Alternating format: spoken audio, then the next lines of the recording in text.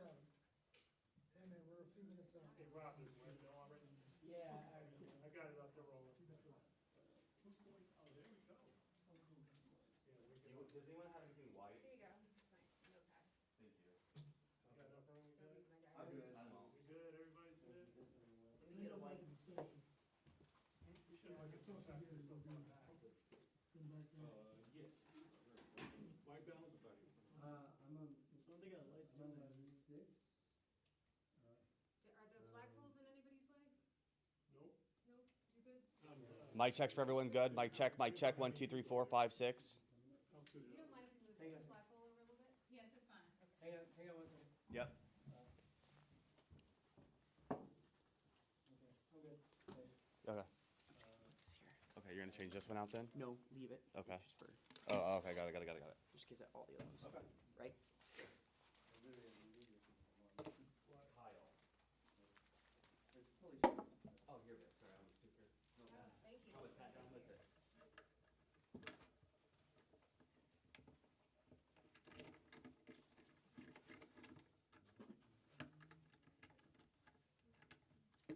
Hey, Linda, your mom, is that, Do you have my shadow? okay, all right. We'll be on that. All right, you're gonna roll it, right? Give them any. Oh, wait, there. You should see it now. You should see it now. You should be a picture of that. You see the photo? No. Hey, you good? Cool. Sure. Okay. Excuse me. You guys recorded, you guys did that. Hey, good morning. Hey, can you talk in there again? Bearer, Ramir. I'm just gonna jump up here and do a mic check really quick for these guys. Mic check. 1, 2, 3, 4. Last one. Mic check. Are we just, I introduce you to the sheriff. yes.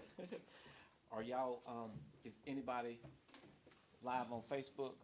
We're all live. Okay. That's the only thing you're live on, right? We're live on TV. On TV too. Oh, you're gonna be live on TV? Okay.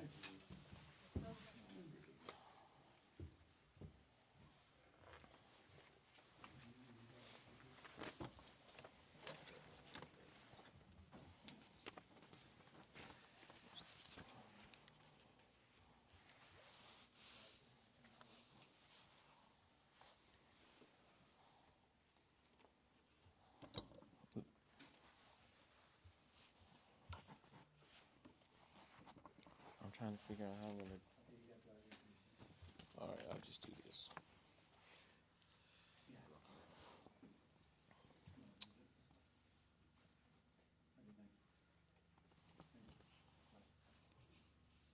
Ready? Okay. Y'all ready? Everybody good? All right, good afternoon. I'm Sheriff Eric Levitt, that's EricLevett.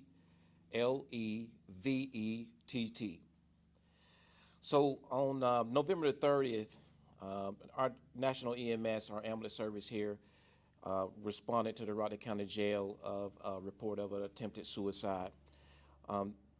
They transported inmate Timothy Shane to Grady Hospital, accompanied by our transporting deputies for a medical examination. On December the 1st, around 1:20, inmate Shane decided he wanted to escape from Grady Memorial Hospital. After he escaped, he then stole a vehicle that was parked and running in the area of Piedmont Avenue and Auburn Avenue. He crashed the vehicle into another vehicle as he fled. And let me make sure I express that no one was chasing him at the time and when he crashed into that other vehicle. When he crashed, he jumped out of the vehicle and ran on foot. When he left the hospital, he was only wearing a gown, no shoes, no socks. At the time,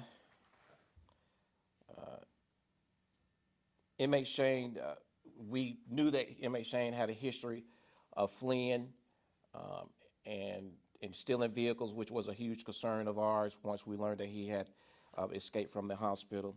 Once we was notified, we launched units in the area of the hospital, along with Atlanta PD, was called, who assisted us, as well as Fulton County Sheriff's Office.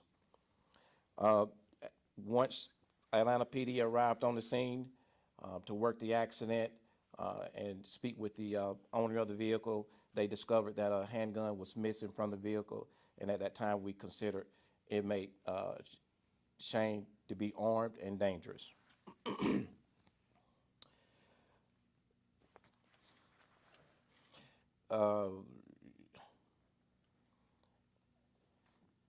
So we contacted other surrounding agencies in the area who assisted us in setting up a perimeter in that area to locate inmate Shane.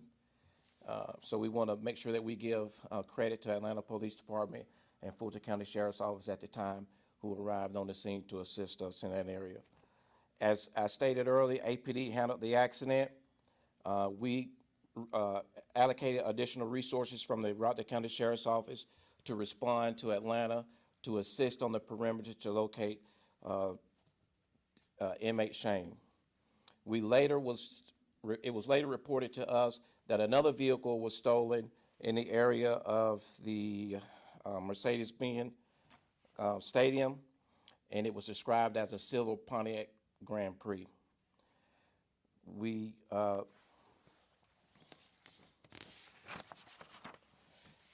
As we were doing our investigation to track down that vehicle, we noticed that that vehicle had hit our flock in Rockdale County around 8:10 a.m. So we knew that he had gotten out of Atlanta early that morning. So our investigators was notified that the vehicle that he was driving was located in Henry County at the Publix on Highway 155. As we conducted further investigation, Henry County Police Department responded. Their investigators assisted. We looked at video footage and confirmed that it was inmate Shane who was at that Publix. During the course of that investigation, we learned that inmate Shane had a conversation with an individual in that parking lot.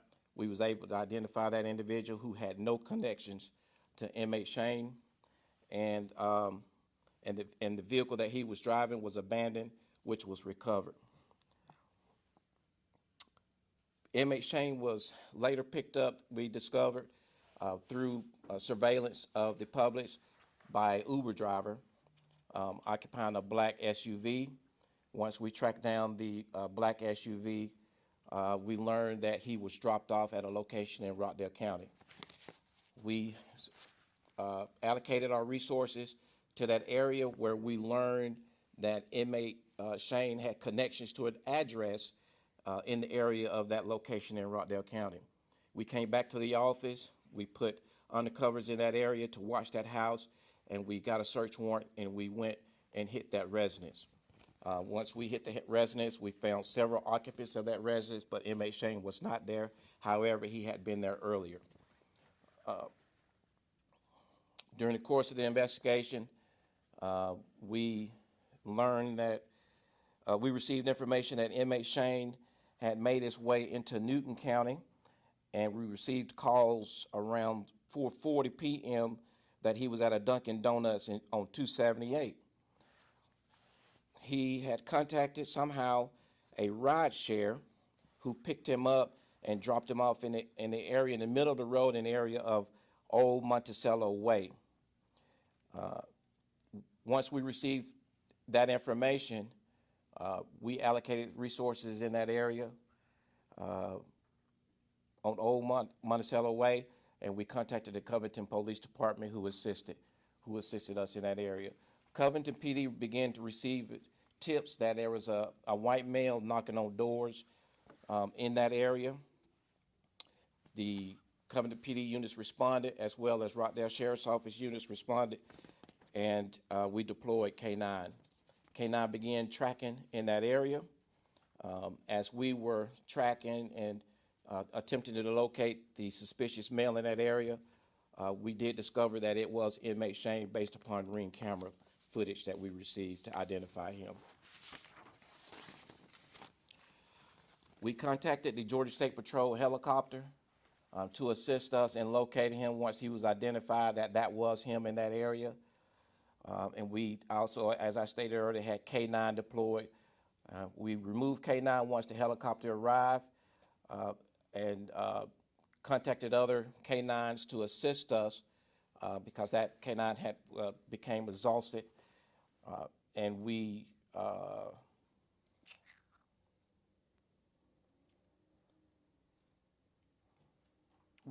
began to receive a call in a 900 block of Morris Drive of a male knocking on a basement door. Our resources reallocated to that area.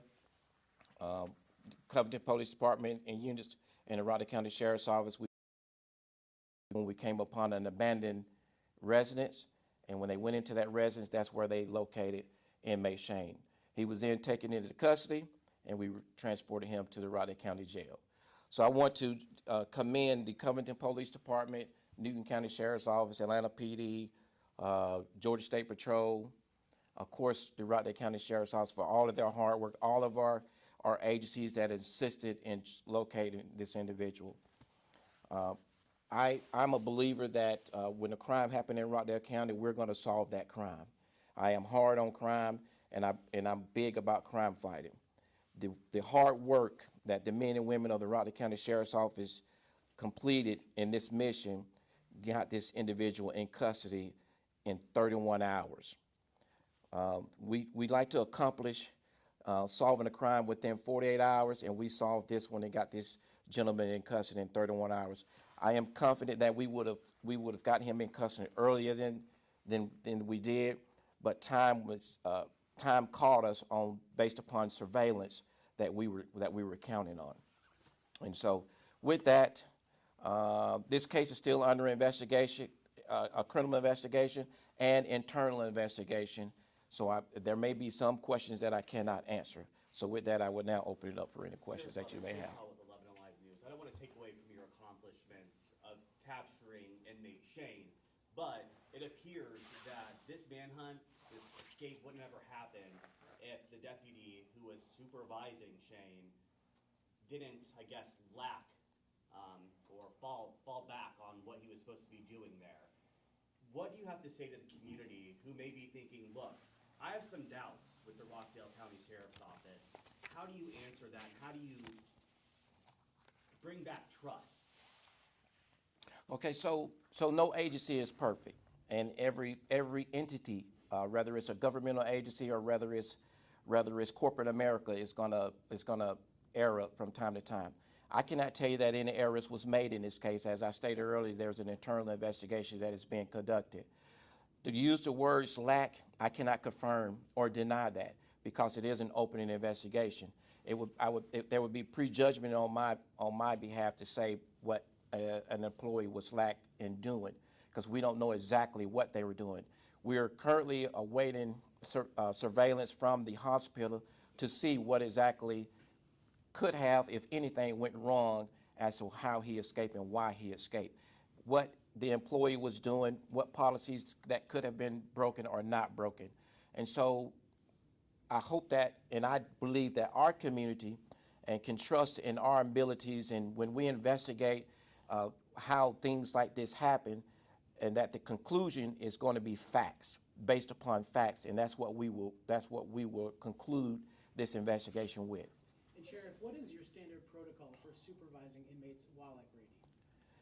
So, you said while they... The standard protocol, how many deputies are normally assigned to an inmate? What does that supervision look like? So it depends on the charges of the inmate, the category of the inmate. It could be anywhere from 1 deputy to 2 deputies an inmate. And in this case, it was 1 or 2. Well, in this case, there was 2 deputies at the time, and then it later was 1. And do you have an understanding of how he physically got out of the hospital?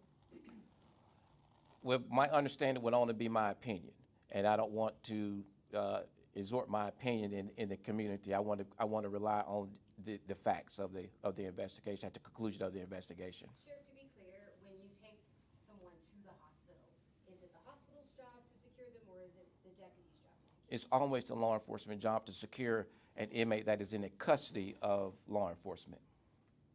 Will you be looking at your policies and procedures moving forward based on this happening, regardless of what went wrong? Will you be reevaluating that? Absolutely. We'll look at those policies, and if there's any accountability that need to be held, accountability will be held. I can guarantee you that.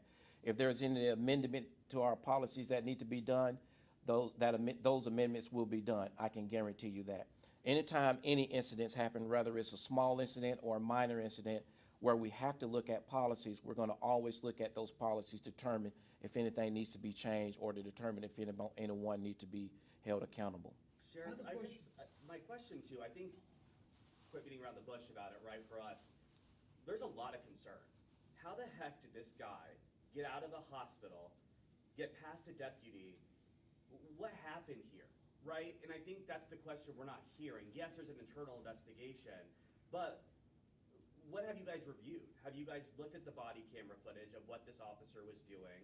I mean, I think people want answers, and I think they deserve answers. Okay, so these are the answers that I'll give you, and these are the answers that I'll give the community. Again, it would be a prejudgment of me to give you what if any little information that I know, because information can change based upon evidence that you collect and you have to review.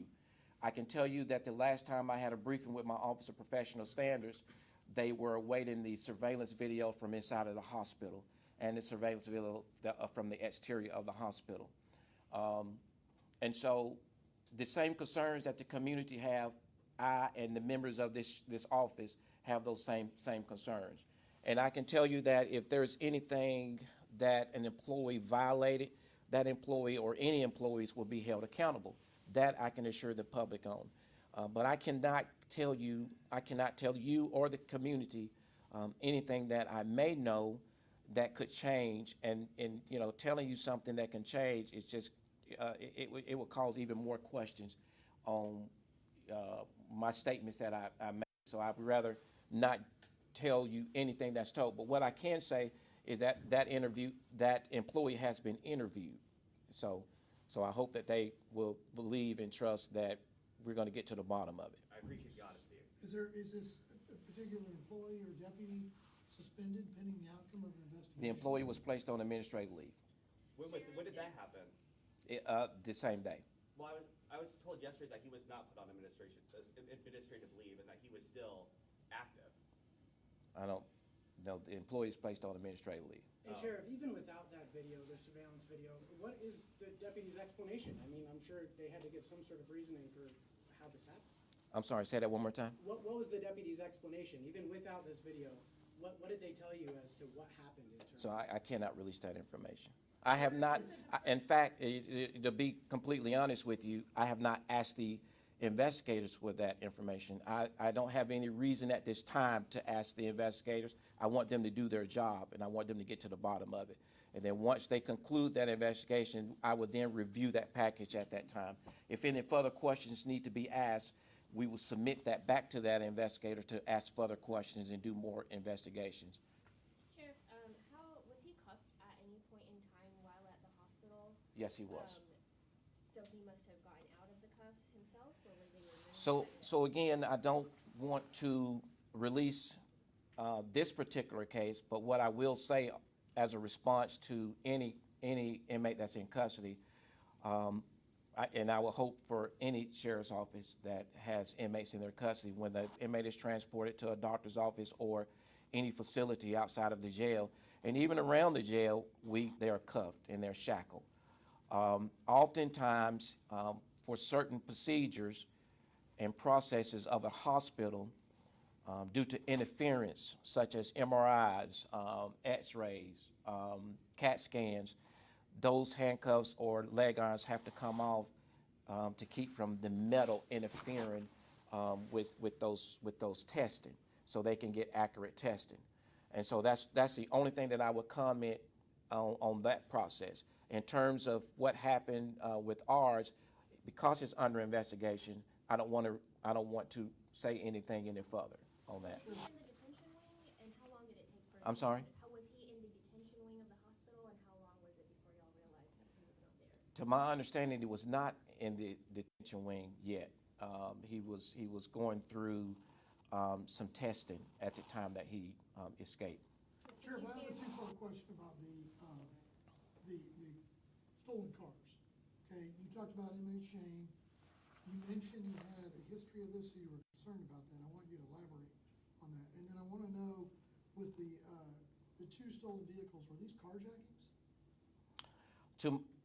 Okay, so to your first question, You said he had a history. You were so he had a history of stealing vehicles, and he also had a history of being in possession of guns. So naturally, we have an inmate that's on the run. He's escaped. And he's in Atlanta, in the city of Atlanta, essentially the downtown area of Atlanta, where it's saturated with people and cars. So naturally, that's going to be a huge concern, not only to me, but any law enforcement agency, that when someone is desperate to get away, they're going to try to find those reasonable means to get away. It's not a bus or a train that they're trying to get on to get away. It is a car, especially someone that has a history of stealing cars. And when you're attempting to steal cars, a concern of mine as any law enforcement is sometimes people would resist from those cars, those keys, or that car being taken, which can pose a physical threat to that individual. And we most certainly did not want an escaped inmate to cause harm to any public member or citizen. And so that's why it was a concern to me, and it was a concern to me that we needed to get him off the street because of that history. And did he carjack these people? Were they in the car? So to that question, I am not aware of him committing any carjack. There has not been any carjacking that has been reported to us. These were just running cars with nobody in them? One of the cars was running. I don't know the circumstances of the second car, but I can tell you it was not reported that it was a carjacking. So we saw the footage from inside of the squad car. Do you know if the officer's body cam was on during this entire time? I do not know. Quick question for you, Sheriff. Is the department kind of worried that other inmates will try to do the same since this first escape? As far as this sheriff's office, no. Again, if you want to just talk about this particular incident and that's how this incident happened, I can assure you that immediately after this incident happened, we began talking about, processes, our next processes if we have to transport an inmate outside of our jail. Even if we were following our current process, we talked about additional processes. We pride ourselves on the work that we do here in the security of our inmates and even transporting them. This is just one incident where an inmate escaped. How that inmate escaped, why the inmate escaped is under investigation, and we're going to determine how and why. Sheriff, I How talked to the specific is family your yesterday, policy? and they said that he has a long history of mental illness, including paranoid schizophrenia, along with drug use from the meth that he's done. How will he be treated now? Are things going to be different if he's going to go to a medical side, or I don't know what happens, but just curious. So we have a medical vendor in place, and our medical vendor will determine the resources that need to be utilized for any previous diagnosis that he may have had, and they would do an evaluation based upon what he has reported to them, and they would take a look at what family members may have reported to us. And so just because you receive that information doesn't mean that we have knowledge of that information, but when they come into the jail, we do an assessment of that individual with our medical. Sheriff, let me ask you, just back to your policy about transporting them to the hospital. I know you mentioned you went in for a CT scan, and you came out of the CT scan. Is there a policy, is it specific to say how soon the restraints have to go back on the inmates? Well, first of all, we will have that conversation with the medical staff that is doing the testing. And once that medical staff clears us, our hopes is that they're cleared immediately so that those cuffs can go back on. Based on my knowledge on testing, I don't know if any of you have ever had those kind of testings done. Oftentimes they have to go back and review it really quick to see that those pictures come out, whatever that testing is. And so naturally you would not put handcuffs or leg irons on an individual until it's cleared by that medical staff. And so once that medical staff clears you, those handcuffs and leg irons should go back on them immediately after, if they don't need to do any more testing. Sheriff, do you know how he ordered these Ubers? I mean, we're all curious. Did he have a phone? Did he have other people helping him? How did he get these Ubers? What I would tell you about that is, as I stated earlier, that's under criminal that part is, there's 2 investigations, and that's a criminal investigation. When we took him into custody, we had, as of yet, to locate a cell phone. And so how he was making these calls, we don't quite know yet. But those are some answers that we're trying to And did you guys to find answer. the gun? Say again? Did you guys find the gun at all that he had or did not have in his So possession? in the vacant residence, there was some property that was recovered. It has not been reported to me that a gun was in that property yet. I think that they're still at the residence, but it has not been reported to me that the gun has been recovered yet. So the incident that led to all of this was the attempted suicide. Can you elaborate on that, and is he on suicide watch now? So yes, we was lured to him on an attempted suicide. Now, what I would tell you that it is my belief that it was a staged suicide, and it's my belief based on information that was reported to us from interviews of the inmates that was in that cell as well. It is also our belief based on resources that we've reviewed that there was no one that was involved in this what I'm calling to be staged suicide cry out that he done. We heard no conversations with anyone that he talked to that aided in this. Now, after he escaped, if there was anyone that aided and harbored him, I can assure you that we would deal with them accordingly, but we have not discovered that as of yet. Now, the door knocking, I have a question about that. In one case, on some doorbell camera video, he approached somebody and said, hey, I've been out hunting all night. I need some water, I need some food. Was this the same message he was telling other people he was knocking on their doors? Was it the same kind of MO? What was happening there with these people? Seems like they would have been in pretty significant danger to come to the door. So as I wrap up with this last question, I would tell you that I heard that report as well, and that's the only person that reported that to us.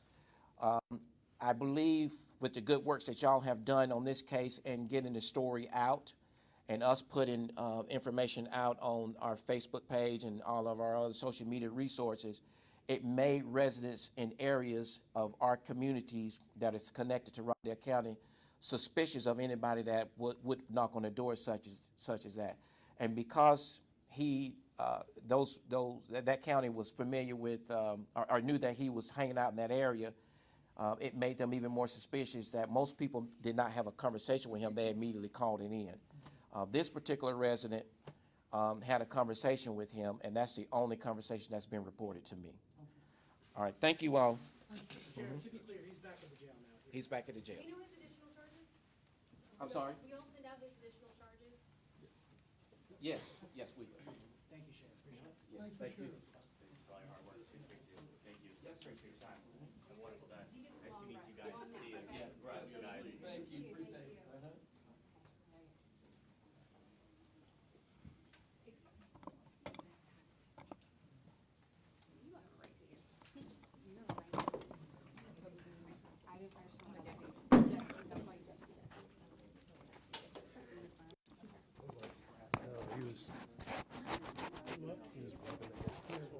A little bit, not too much. It's not. Yeah, no. It's still usable. It was just a